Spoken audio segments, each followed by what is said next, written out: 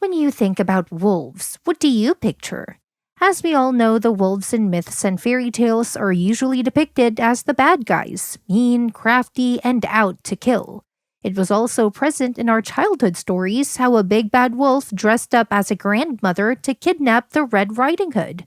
From then, we have imagined wolves to be clever, brutal, and aggressive. However, this story will change our stereotypical view of these creatures. Perhaps not all wolves can be considered evil villains in the story. This wholesome story is about how a little girl forgot her tracks and got lost in the woods, where she meets a pregnant wolf who guided her safely to her house. The story about a little girl raised by a pregnant wolf starts with a beautiful father and daughter relationship.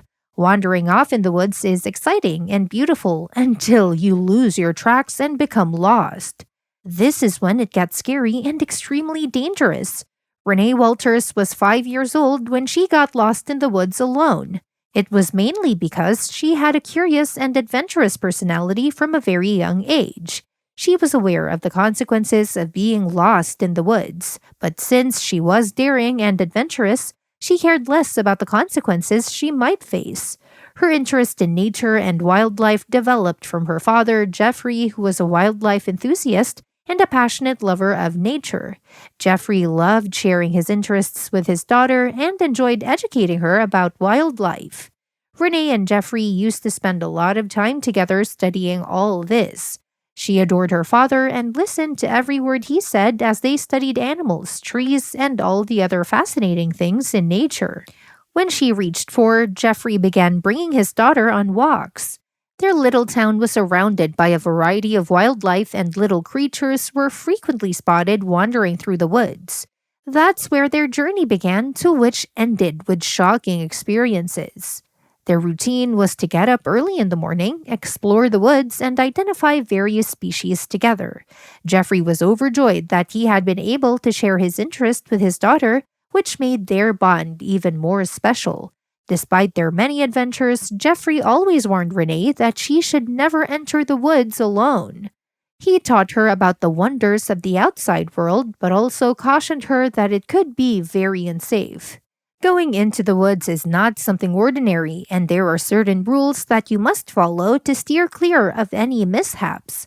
For 1.5 years, he also taught her not to disturb the wildlife or stray too far from the main path to be safe. However, one day something terrible happened after Renee decided to break the most important rule taught by her father.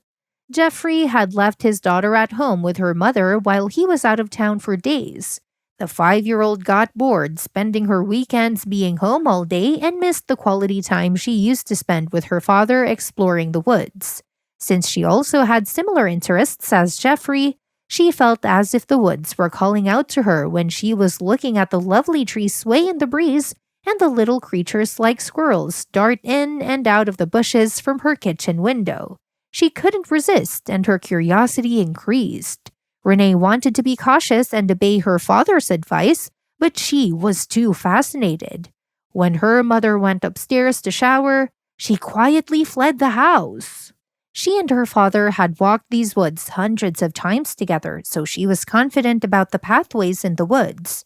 However, her confidence started to lose as she walked for 30 minutes and realized she couldn't find the usual path his father had taught her. This is when it starts to go downhill. A little girl is lost in the woods who is vulnerable and not even strong enough to protect herself from vicious species.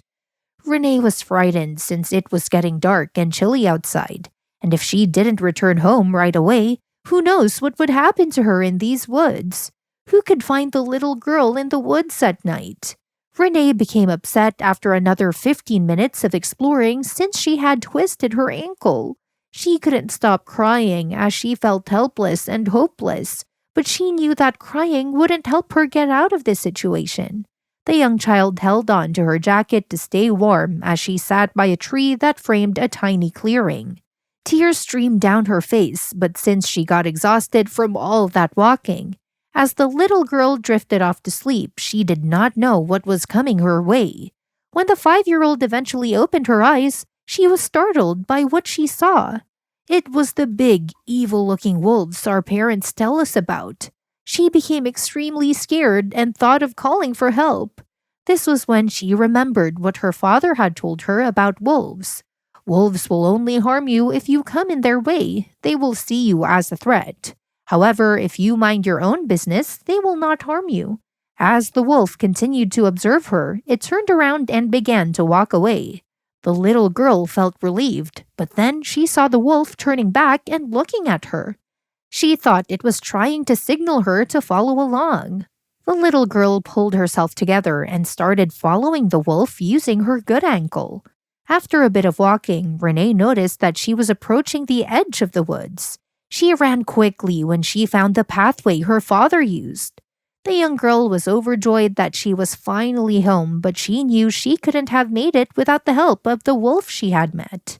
Renee wanted to thank the wolf for guiding her, but it was too late, and all she could remember was the unique missing ear and little of how the wolf looked. Now, who would have thought there would also be a second encounter between the wolf and the little girl? They seemed to have a special connection. Probably the wolf never felt threatened by the little girl, which is why it helped her. Renee informed her parents about the unreal experience she had with a wolf who did not cause her any harm. In fact, helped her reach home. Her parents found it hard to believe, therefore they assumed that the little girl had created an imaginary friend for herself and did not take it seriously. By the time she was 11 years old, she was a bright and beautiful little girl. Renee and her father continued exploring and enjoying the wildlife. Renee's father, Jeffrey, took her on a short adventure when he was working on a small project and wanted to retrieve some extremely valuable plants from the woods. Since the father and the daughter shared a special bond of similar interest, Renee joined her father for his private project. This is when something extraordinary happens again in Renee's life. The father and daughter went into the woods as they frequently did. As usual, Renee wanted to run ahead and discover things independently. Usually, she didn't stray too far, but on this occasion, a tiny squirrel attracted her eye as it ran through the woods. As she was following the tiny squirrel, she lost the track again and got lost in the woods as she did before. The girl desperately called for her father but couldn't hear him or see him. She started retracing her steps in the hopes of finding him.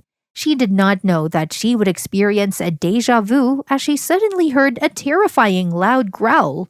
And as she looked, a wolf was standing a few feet away. It was like she was the same little 5-year-old girl all over again. And from her experience of being in a similar situation, Renee kept her calm because she knew that this wolf wasn't really interested in her and that if she did nothing, she could be lucky enough to escape. Renee's heart started to race as she saw a wolf approaching her. She had anticipated it to lose interest and turn away. However, when she noticed that it wasn't just any wolf, from the brilliant intelligent eyes to the absent left ear, she immediately recognized this as her old friend who had previously saved her life and whom she wanted to thank before. The wolf approached her, nuzzled her, and softly caressed her, which shows that her wolf friend did not forget her. Renee had never before witnessed a wolf being so friendly and compassionate. She said, "Hello, my friend," to the wolf, noticed her expanded belly, and understood she was pregnant. Renee also noticed that she was severely hurt. Her hind leg had a huge wound. To help the wolf, she started to retrace her steps and call out for help. Her father heard her voice and raced to her. He initially tried to take Renee and run when he first noticed the wolf.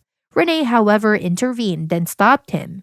But when he saw the wolf's wound, Jeffrey thought his daughter was being naive for assuming that this was the same imaginary wolf that she had talked about all those years. Thoughts of running instantly left his mind. He may have been afraid, but as an animal lover, he couldn't let the wolf endure this much pain while she was pregnant.